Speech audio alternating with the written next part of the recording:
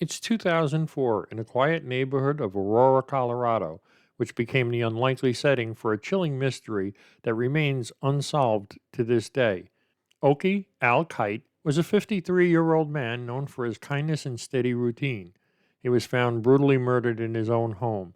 The prime suspect, a man who rented a basement room from Al just days earlier. Someone so meticulous, so calculating, that over 2 decades later, his identity remains a haunting question mark. Who was this mysterious tenant, and how did a seemingly ordinary encounter lead to such a gruesome end? This is the story of a man whose life was ended in a way that defies explanation, and an elusive killer who left nothing behind but questions. Join me for another ride through the strange, odd, and mysterious here at Odd Mystery Stories. This video is sponsored by Aurora, the all-in-one app designed to protect your personal information and keep you safe online. When I first searched for my name online, I was shocked to see how much of my personal information was exposed on public listing sites. It's unsettling knowing that data brokers sell details like your address, phone number, and even sensitive information such as your social security number to spammers and robocallers. That's why I started using Aura, and I can personally vouch for how well it works. Aura makes it easy to protect your privacy by identifying brokers exposing your data and submitting opt-out requests on your behalf. The process is seamless, and I didn't have to waste time navigating the complicated steps myself. Knowing my information is no longer being sold gave me a real peace of mind. Aura also provides antivirus, VPN, parental controls, and password management, as well as identity theft insurance, all in one affordable, easy-to-use app. It's a service I trust to keep my family and me safe online. Try Aura for free for 2 weeks at aura.com/OMS or click the link in the description. Protect your data and take control of your privacy today. Now, back to the story. Oki Albert Al Kite Jr., known to his friends as Al, was the kind of person who left an impression of warmth and stability. Born on March 20th, 1951, Al grew up in Virginia, where he developed a strong sense of community and an appreciation for life's simple pleasures. By the time he moved to Colorado, he had established himself as a man who lived thoughtfully and responsibly. He worked as a financial analyst, a role that suited his methodical nature and attention to detail.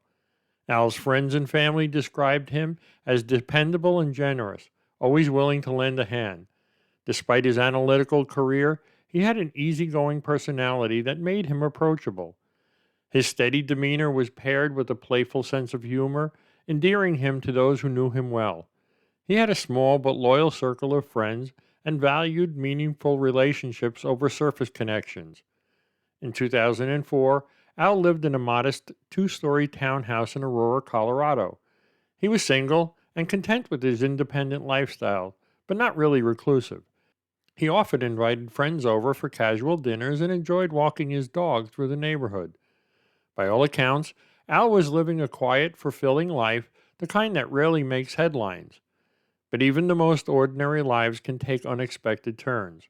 Shortly before his death, Al made the decision to rent out a room in his home to offset expenses. It seemed like a practical move. Al was known for being financially savvy, but it would soon become a fatal one. A man responded to Al's ad, presenting himself as a potential tenant. Polite and well spoken, the man gave no reason to arouse suspicion. Al, trusting by nature, welcomed the tenant into his home. It's difficult to imagine that someone so unassuming could become a target of such a shocking crime. What was it about Al that drew the attention of a killer? Or was it simply a case of being in the wrong place at the wrong time? These questions linger, casting a shadow over the man who seemed to have everything figured out, until his world unraveled in a way no one could have anticipated. The decision to rent out a room in his Aurora townhouse seemed straightforward for Al. His ad attracted a man who introduced himself as Robert Cooper, a name that would later prove to be as false as everything else about him. This, quote, tenant presented himself as a professional, relocating to the area for work. Polite, clean cut, and articulate, he made a strong first impression. Al, Trusting and hospitable by nature, saw no reason for concern. Cooper claimed to work for a company that didn't require him to maintain a traditional office.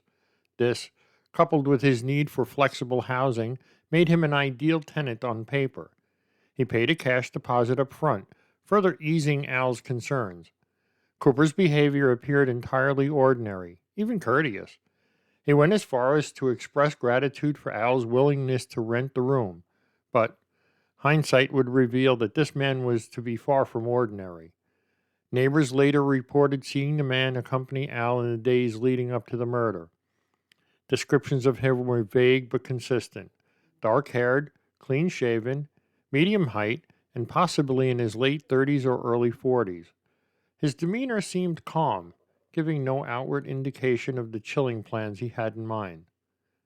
One detail that would become crucial later was how meticulously, quote, Robert Cooper concealed his true identity. The phone number he used to respond to Al's ad was untraceable, and the references he provided were fake. It was as if the man had stepped out of thin air, leaving no digital footprint or tangible ties to the life he claimed to live. In the days before the crime, Al mentioned to a friend that Cooper had a peculiar habit of asking too many questions. The questions often veered into personal territory, like Al's daily routines and habits. At the time, it seemed odd, but not alarming. Al, being naturally friendly, answered without much hesitation. Tragically, these innocuous conversations may have provided Cooper with the details he needed to execute his plan. Who was Robert Cooper, and why did he choose Al Kite? Was this a random act by an opportunistic predator? Or was Al targeted for reasons that remain unknown? These questions became the centerpiece of the investigation as authorities tried to untangle the mystery of the man who vanished as quickly as he had appeared.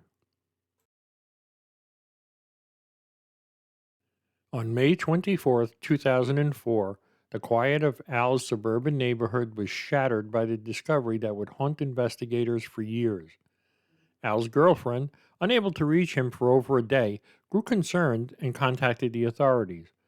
When the police entered Al's townhouse, they stumbled upon a scene so brutal it seemed more like a work of calculated malice than spontaneous violence.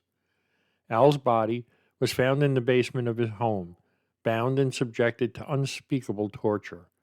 The level of violence suggested that this was no ordinary crime. It was deeply personal, or perhaps the work of someone with sadistic purpose. Despite the horrific nature of the scene, there were no immediate signs of struggle upstairs, indicating that Al was tricked into going down into the basement, presumably to help Robert bring a chair into the basement. It's also presumed that he was probably hit over the head with the cane that Mr. Cooper carried with him. Al was then meticulously hog-tied with his arms behind his back and his legs bound and connected to the ties around his arms and wrists. He was subsequently tortured with knives taken from his own kitchen. What was most unsettling, however, was the lack of physical evidence left behind. There was one single drop of blood found on the carpet of the stairwell leading out of the basement. The DNA was traced back to someone of Balkan descent, but lacked any other information. No fingerprints or other identifiable traces were found at the scene, suggesting the killer went to great lengths to erase any connection to the crime. Investigators found all of the knives used to murder Al in the kitchen sink, which was filled with bleach to remove all trace evidence on the instruments. The absence of evidence made Robert Cooper seem like a ghost, leaving behind only the horror he had inflicted. What's more, the killer exhibited a chilling level of forethought and manipulation after the murder. Shortly after Al's death, Robert Cooper used Al's ATM card to withdraw money from an ATM. Surveillance footage captured a man believed to be Cooper making the withdrawal, but his face was partially obscured and investigators were unable to identify him conclusively. This footage, while compelling, ultimately yielded no breakthroughs in the case. Adding to the complexity, Al's cell phone was later discovered discarded in an area frequented by homeless individuals. This deliberate act appeared to be an effort to mislead authorities by creating false leads, making it seem as though someone else may have been involved. Each calculated move pointed to a suspect who was not only meticulous, but also adept at creating layers of confusion. Additionally, Al's car was found abandoned at Denver International Airport. Investigators theorized that the killer used the airport as a decoy, intending to mislead authorities into thinking he had fled the area by plane. Despite reviewing surveillance footage from the airport, no clear images of Robert Cooper were discovered, further frustrating investigators and deepening the mystery of his escape. The state of the crime scene posed a great deal of questions. Investigators found no evidence of forced entry, supporting the theory that Al knew his attacker, likely the man who had recently showed an interest as his tenant. The meticulous nature of the attack suggested premeditation. This wasn't a robbery gone wrong, or an impulsive act of rage. It was cold, calculated, and carried out with precision. Why was Al subjected to such cruelty? Was it the work of a stranger whose motives remain unknown? Or was there something in Al's life that could explain the level of violence? The crime scene provided only fragments of a puzzle, leaving investigators and Al's loved ones to grapple with the terrifying probability that a cold-blooded killer had vanished into thin air. The hunt for the man who called himself Robert Cooper began immediately after the discovery of Al's body. Despite the urgency of the investigation, authorities quickly realized they were up against an adversary who had taken every precaution to disappear without a trace. From the start, the case was riddled with dead ends and frustrating obstacles. Investigators pieced together a timeline of Cooper's brief stay in Al's home through witness accounts and Al's own conversations with friends before the murder. Cooper had gone to great lengths to avoid being noticed. Neighbors recalled seeing a man matching Cooper's description, but their accounts offered little more than generic details: dark hair, medium build, nothing distinctive. Most notably, Cooper had been very careful to avoid crossing paths with Al's girlfriend, ensuring there would be no one in Al's inner circle who could provide a positive identification. The phone number Cooper used to contact Al was later connected to an untraceable burner phone, purchased with cash and used exclusively for this transaction. Demonstrating meticulous planning, Cooper waited 30 days to activate the phone, exactly the duration the 7-Eleven store retained its surveillance footage, ensuring there would be no visual record of his purchase. Additionally, the Social Security number he supplied belonged to an unrelated woman, further obscuring his true identity. One of the most puzzling aspects of the case was how Cooper managed to vanish so completely. Surveillance footage from an ATM showed a man, believed to be Cooper, withdrawing money using Al's card. It's known that he withdrew $1,000, which was seemingly strange considering he had given Al a deposit of $750 when he agreed to rent the basement apartment. This meant that he only actually stole $250, sort of a small amount to commit a robbery and murder. While the footage provided a glimpse of the suspect, his face was partially obscured, and investigators could not conclusively identify him. Despite their efforts, law enforcement found only one blood spot for DNA, no fingerprints or any other physical evidence tying Cooper to the scene. His ability to erase all traces of himself hinted at the level of planning that was both chilling and unusual. Investigators considered the possibility that they were dealing with a seasoned criminal, someone who had done this before, or was trained to avoid detection. The public was asked for help, but tips yielded little progress. A composite sketch of Cooper was circulated, but without any solid leads, it served more as a reminder of how elusive this man truly was. Every potential clue seemed to lead back to the same unanswered question: who was Robert Cooper, and why did he target Al Kite? The search for Cooper didn't just stall, it exposed how expertly he had constructed his anonymity. Was this a crime of opportunity committed by a random predator? Or was it the work of someone with a darker, more complex agenda? As time has passed, the trail grew colder, leaving Al's loved ones to wonder if they will ever know the truth. As the investigation into Al's murder progressed, the lack of hard evidence left detectives and true crime enthusiasts grappling with an array of theories about what might have happened. With no clear motive or suspect, each theory brought its own set of chilling possibilities. One of the leading theories is that Robert Cooper was not a random predator, but a professional hitman. The precision with which he carried out the crime, a clean crime scene, the use of an untraceable burner phone, and his ability to evade detection suggests a level of expertise uncommon in crimes of passion or opportunity. The extensive planning required him to obscure his identity and escape without leaving a trace raised suspicions that this was not his first crime. Could Al have unknowingly become a target in someone else's vendetta, with Cooper hired to carry out the act? Another possibility is that Al's murder was the work of a calculated but random predator.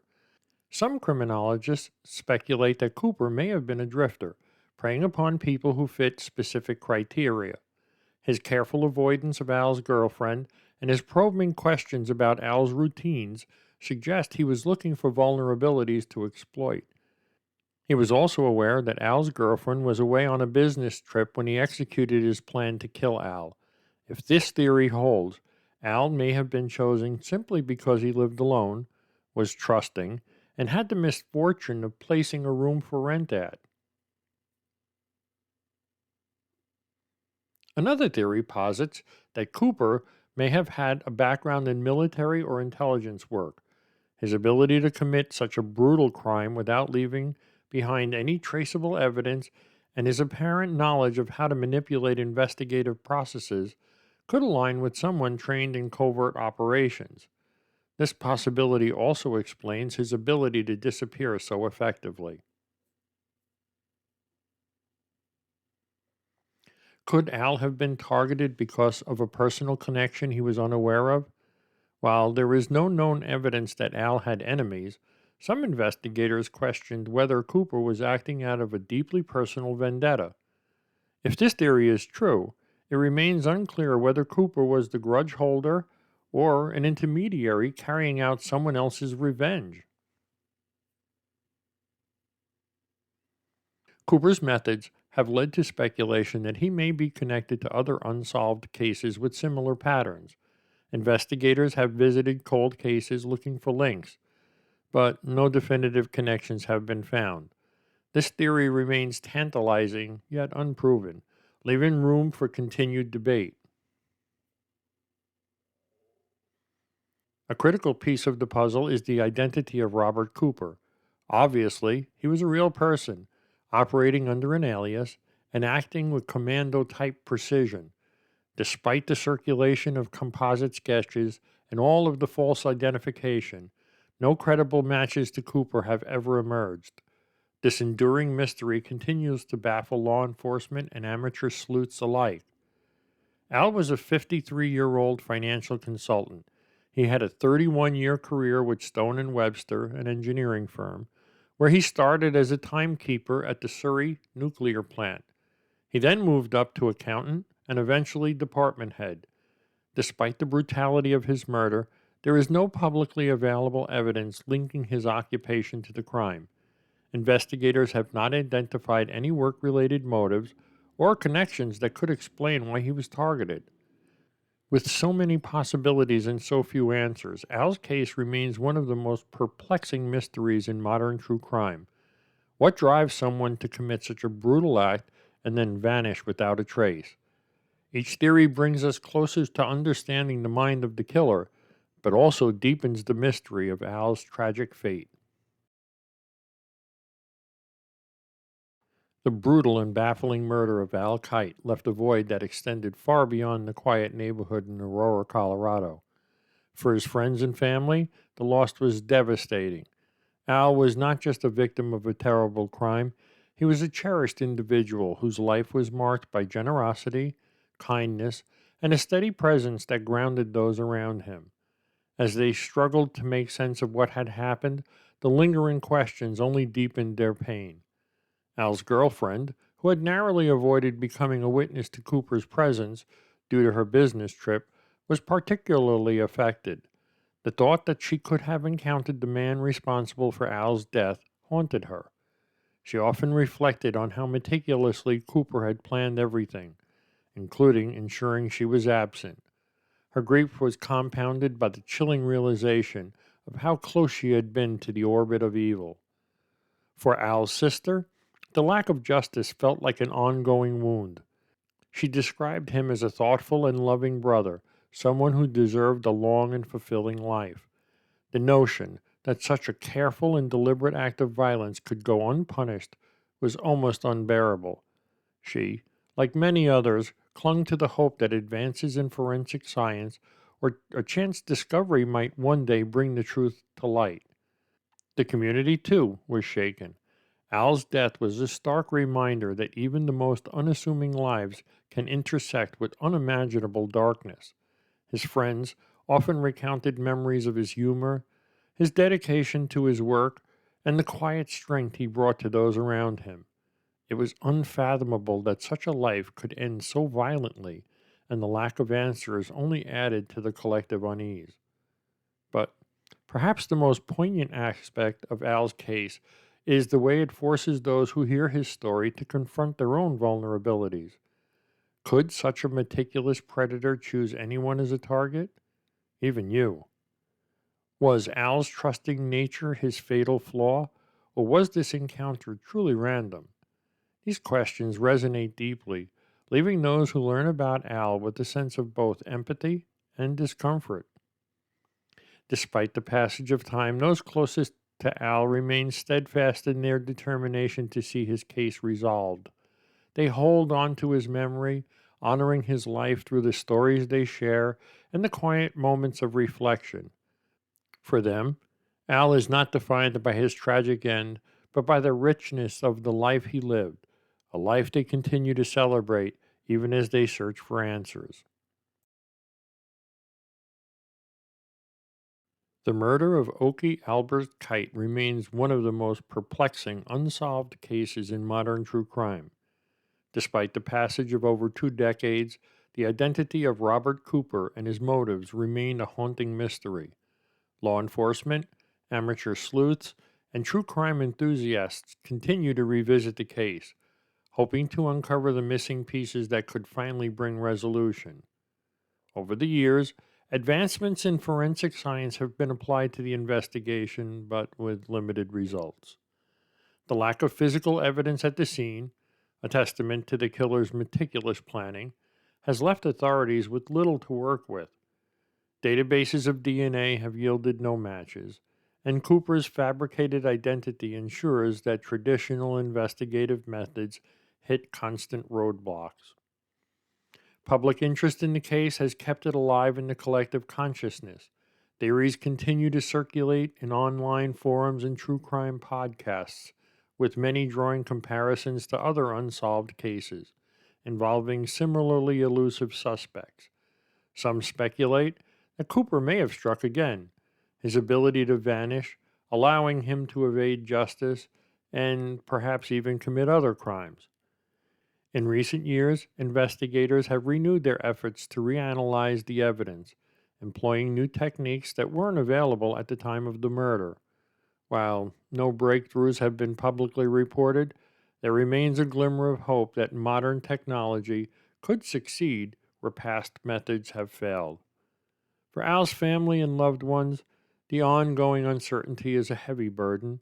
They continue to advocate for public awareness of the case, sharing Al's story in the hope that someone, somewhere, might hold the key to unlocking the mystery. Whether it's a forgotten memory, a chance encounter, or an unexpected confession, they believe that the smallest detail could lead to justice. The enduring question of who Robert Cooper really is has loomed over the case. Was he a transient predator, a professional with a sinister agenda, or someone with a deeply personal motive? And perhaps more disturbingly, what has he been doing since the day he left Al's home? Is he looking for a new target or victim? As the case remains unsolved, it serves as both a chilling reminder of the depths of human cunning and a testament to the resilience of those who refuse to let Al Kite's memory fade. His story continues to captivate, challenge, and inspire those who hear it, a legacy of intrigue that keeps the hope for answers alive.